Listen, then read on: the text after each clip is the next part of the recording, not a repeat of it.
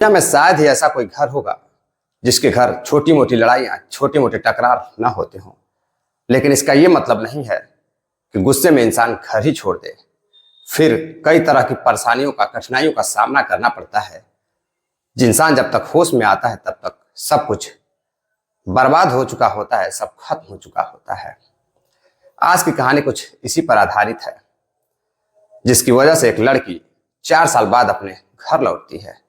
नमस्कार, प्रणाम, मैं विशु राय, आप देख रहे हैं विशु वारदात तक। कहानी शुरू करें उससे पहले जितने भी साथी हमारे चैनल पर नए आए हैं, चैनल को सब्सक्राइब करें, वीडियो को लाइक करें, वीडियो अच्छी लगे तो अपने दोस्तों रिश्तेदारों में शेयर भी करें। इस छोटे से परिवार में हम जितने साथी सीधे सदस्य हैं, आप सभी जितना प्यार सपोर्ट हमें देते हैं उसके लिए आपका बहुत बहुत शुक्रिया। आते हैं आज की कहानी पर। आज की जो कहानी है वह बिहार के पटना जिले में एक जगह पड़ती है, धोबी घाट। धोबी घाट की है। दरअसल पटना बिहार की राजधानी भी है, लेकिन उस राजधानी में एक दिन ऐसी घटना घटती है जिसकी सच जानकर लोग हैरान रह जाते हैं, सन्न रह जाते हैं, रोने पे मजबूर हो जाते हैं और शायद अपराधी को, ऐसे दुष्कर्मी को गालियां भी देते हैं। शायद कहानी सुनने के बाद आपको भी गालियां देने का ऐसे लोगों को मन करे। आते हैं आज की कहानी पर। उस पटना के धोबी घाट में एक परिवार रहता था, आरिफ का परिवार। आरिफ जो कि काफी पढ़ा लिखा तो नहीं था, लेकिन ठीक ठाक पढ़ा था। आरिफ 10वीं पास था। आरिफ को घूमने का बहुत शौक रहता है। वह घूमने के लिए एक दिन नेपाल के लुम्बिनी जाता है। जब लुम्बिनी में वह घूमने जाता है तो उसकी मुलाकात एक दुकान पर एक लड़की से होती है। लड़की का नाम रबीना रहता है। वह बातों ही बातों में उस लड़की को बताता है कि उसका नाम आमिर है। दरअसल आमिर का नाम आरिफ भी रहता है। आमिर है। अब लड़की जो होती है वह भी मुस्लिम धर्म की ही होती है, जिसका नाम रबीना रहता है। अब उसको जो आरिफ रहता है यानी कि आमिर पसंद आने लगता है। दोनों बातचीत करते हैं। उसी के घर वह रुकता भी है। अब दोनों में धीरे धीरे मोहब्बत शुरू हो जाती है और दोनों एक दूसरे से शादी करने के लिए तैयार हो जाते हैं। जो रबीना के पिता होते हैं मोहम्मद हबीब, तो इस शादी के लिए तैयार हो जाते हैं। दोनों की शादी हो जाती है। दोनों की शादी लव मैरिज हो जाती है। और उधर से जो व्यक्ति घूमने गया था, अकेले गया था, वह व्यक्ति अपनी प्रेमिका रबीना के साथ अपने घर आता है। घर पर सभी लोग, उसके माता पिता रहते हैं, देखकर हैरान रहते हैं कि आखिर ये लड़की कौन है। वह बताता है कि माँ, ये मेरे ही धर्म की लड़की है और यह नेपाल में रहने वाली है, नेपाल की रहने वाली है, और मुझे यह पसंद आ गई और मैं इसे अपने घर ले आया। घर वाले भी खुश होते हैं और उसका एक बार फिर से पूरे मोहल्ले को खिलाते हैं, पिलाते हैं, सबको बताते हैं कि मेरा बेटा शादी करके लाया है। दरअसल जब भी हमारे गांव या समाज में कोई शादी विवाह करके बाहर से भी आता है तो गांव में कार परोस होता है और सबको खिला पिलाया जाता है, ताकि लोगों को ये ना लगे कि शादियां फ्री में कर ली है, शादी फ्री में कर ली है। सबका लोग खाते हैं और सबको लोग खिलाते भी हैं। खिलाने पिलाने के बाद कुछ दिनों तक सब कुछ अच्छा चल रहा होता है। एक दिन कुछ सालों बाद वह एक बेटी को जन्म देती है। काफी सुंदर बेटी रहती है। वो अपनी मां पर गई होती है, क्योंकि जो रबीना होती है वह बेहद ही खूबसूरत होती है। अब कुछ साल और बीतते हैं। 2 साल के अंदर ही एक और बच्ची को जन्म देती है। अब उसके 2 बेटे, दोनों छोटे छोटे, करीब शादी को 2.5 साल हो गए होते हैं। अब दोनों में धीरे धीरे टकरारें बढ़ने लगती हैं, बच्चों को लेकर, आर्थिक परिस्थिति को लेकर। जो रबीना रहती है और आमिर उर्फ आरिफ रहता है, दोनों में झगड़े शुरू हो जाते हैं। किसी बात को लेकर टकरार होती है और जो रबीना रहती है वो अपने पति से गुस्सा हो जाती है और गुस्से में अपने बच्चे को लेकर अपने मायके के लिए यानी कि लुम्बिनी नेपाल के लिए घर से निकल जाती है। अब घर से निकलने के बाद वह पटना पहुंचती है और पटना स्टेशन से ट्रेन पकड़ती है और ट्रेन में बैठने के बाद अपने पर्स से फ़ोन निकालती है और अपने पिता को फ़ोन करती है और बताती है कि पिताजी, मैं घर आ रही हूँ। पिताजी घर आने का इंतजार करते हैं, लेकिन बेटी घर नहीं पहुंचती है। दरअसल रबीना बस्ती, उत्तर प्रदेश की बस्ती में जाती है, जहां से लुम्बिनी के लिए बस मिलती थी। अब वो बस्ती पहुंचती है, बस्ती पहुंचते पहुंचते उसको काफी समय लग गया, अंधेरा हो जाता है, करीब 7-8 बज रहे थे। अब रवीना काफी परेशान होती है, छोटे छोटे बच्चों के साथ स्टेशन पर रहती है। कई बार वहां से बस्ती से वो अपने घर गई होती है, काफी परेशान रहती है, हैरान रहती है। तभी एक व्यक्ति उसके पास चल कर आता है, जिसका नाम जावेद रहता है। जावेद वहीं बस्ती के रसूलपुर का ही रहने वाला होता है। वह देखता है कि एक अकेली महिला 2 बच्चों के साथ बैठी हुई है। तब उसके पास जाता है तो देखता है महिला काफी खूबसूरत है। वह मन ही मन मुस्कुराने लगता है और उससे बात करने की कोशिश करता है। वह रबीना से पूछता है कि क्या बात है, 2 बच्चों के साथ आप अकेले बैठी हुई हैं, काफी परेशान लग रही हैं। रबीना उसकी बातों को पहले तो ध्यान नहीं देती, दोबारा से वह बोलता है, बहन क्या बात है, 2 बच्चों के साथ तुम अकेली बैठी हुई हो, कोई समस्या हो तो बताओ, मुझे अपना भाई ही समझो। जब भाई और बहन की बात आती है तो रबीना रोने लगती है और उसको अपनी सारी बात बताती है। मेरा पति से झगड़ा हो गया है, जिसकी वजह से मैं अपने मायके, अपने पिता के घर जा रही हूँ, लेकिन अंधेरा काफी हो चुका है। मुझे बस्ती से बस पकड़कर, यानी कि बस स्टैंड से बस पकड़कर लुम्बिनी के लिए जाना है। अब वह कहता है कि बहन चलो, मैं तुम्हें बस पकड़ा देता हूँ। अब वो उसके साथ जाने के लिए तैयार हो जाती है, उस पर विश्वास करती है, उसके साथ बस स्टैंड जाती है। जब बस स्टैंड पहुंचती है तो उसको याद आता है कि बस तो सुबह 7 बजे की है, इस टाइम तो कोई बस नहीं है। अब वो परेशान हो जाती है, घबराने लगती है। तो जावेद होता है, वह पूछता है कि क्या बात है, क्यों डर रही हो। तो वह बताती है कि मेरी बस तो कल सुबह की है और यहाँ काफी सन्नाटा है, यहाँ रहना उचित नहीं है, मुझे स्टेशन ही छोड़ दो। तभी जावेद अंदर से हंसने लगता है, मुस्कुराने लगता है और कहता है कि चलो, यहीं पास में ही मेरा घर है, मेरा मकान है, मैं यहीं का रहने वाला हूँ और वहां तुम चल के आराम करो, कल सुबह तुम्हें मैं बस स्टैंड पर छोड़ दूंगा, मैं तुम्हें तुम्हारी बस पकड़ा दूंगा। अब यह सुनते ही वह उस व्यक्ति पर, जावेद पर इतना भरोसा करने लगती है कि मानो वह कितना सच बोल रहा है। दरअसल वह उसे भाई समझ बैठी थी। जावेद की जो हरकतें थी, जो प्यार भरी आवाज थी, बात थी, वह अपने विश्वास को जीतने में कहीं ना कहीं कायम हो गया था। अब वह रवीना को लेकर जावेद अपने कमरे पर जाता है और कमरे पर चाय बनाने के बाद उसमें कुछ नशीली गोलियां डालता है, बच्चों को भी पिलाता है और रवीना को भी पिला देता है। बच्चे सो जाते हैं और रवीना भी जब सो जाती है तो वह रवीना के साथ दुष्कर्म करता है और उसकी वीडियो बना लेता है। अगले दिन जब सुबह होती है, रवीना उठती है तो उसको कुछ एहसास होता है कि उसके साथ जावेद ने कुछ रात में गलत किया है। अब वह तुरंत ही बस स्टैंड की तरफ जाने के लिए तैयार हो जाती है। जावेद कहता है कि रुको, कहाँ जा रही हो। वह कहती है मुझे बस स्टैंड जाना है और मुझे बहुत घबराहट हो रही है। तभी वह कहता है कि तुम इतनी खूबसूरत हो, तुम कहाँ जा रही हो, तुम चाहो तो तुम बहुत अच्छा खासा पैसा कमा सकती हो, यहीं पास में कोठे पर तुम काम करके काफी अच्छा पैसा कमा सकती हो। अब वह घबराने लगती है, मना करती है कि नहीं, मुझे पिताजी के घर जाना है, मुझे जाने दो।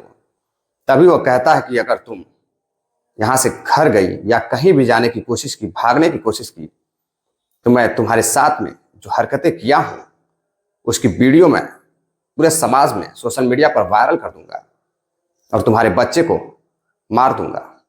अब वह डर जाती है, रोने लगती है और वह धंधे के लिए तैयार हो जाती है। यहीं से उसका वेश्यावृत्ति का धंधा शुरू हो जाता है और वह इस दलदल में फंस जाती है।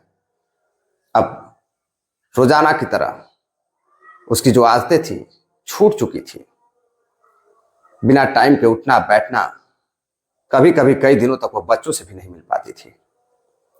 अब कभी जावेद लेकर उसे होटल में जाता तो कभी किसी घर पे लेके जाता। अब वह धंधे में उतर चुकी थी। धीरे धीरे 4 साल बीतने को थे, बच्चे भी बड़े हो रहे थे। वह बच्चों का एडमिशन पास के ही एक स्कूल में करा देता है और इधर रवीना कई बार भागने की कोशिश करती है, लेकिन भागने में असफल रहती है। दरअसल जो जावेद होता है वह रवीना के बच्चों को अपने पास ही रखता था, कस्टडी में रखता था। वह भाग नहीं सकती थी। लेकिन इस धंधे में कई बार ऐसा होता है कि हर महीने सरकारी हॉस्पिटल में जाकर इलाज कराना होता है। वह इलाज के लिए जाती है, तभी उसे लगता है कि वह अपने बच्चों को भी इलाज के लिए लेकर आएगी तो वह यहाँ से भाग सकती है। हमेशा जावेद अपने आदमियों को या खुद उसके पीछे लगाया रहता था। अब वह रवीना को एक होटल में लेकर जाता है। होटल में उसके साथ दुष्कर्म होता है। अगले दिन दूसरे महीने, यानी कि जब हॉस्पिटल का महीना आता है चेक कराने का, तो अपने बच्चों को भी लेकर हॉस्पिटल जाने के लिए तैयार करती है। जावेद कहता है कि बच्चों को लेकर कहाँ जा रही हो?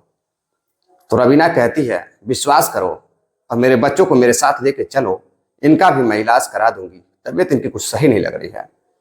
अब जावेद बच्चों और रवीना को लेकर हॉस्पिटल जाता है और जैसे ही जावेद इधर उधर होता है, रवीना भागने की कोशिश करती है, लेकिन जावेद उनके बच्चों को पकड़ लेता है और रवीना को घर लाकर उसकी पिटाई करता है, मारता है, पीटता है, प्रताड़ित करता है। अब रवीना को समझ में आ गया था कि उसके पास इस काम के सिवा कोई रास्ता नहीं है। अब वो ऐसे दलदल में फंस चुकी है, उसको अब यही काम करना है। परेशान होती है, रोती है, लेकिन कोई सुनने वाला उसकी तकलीफ को नहीं होता है।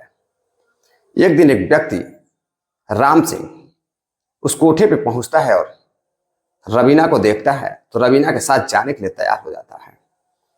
रवीना उसको अपने साथ अंदर लेकर जाती है और बातचीत जब करती है तो उसको मालूम चलता है कि उस व्यक्ति की जो आवाज़, जो भाषा है, जो लैंग्वेज है, वह लुम्बिनी नेपाल की ही है, मिलती जुलती है।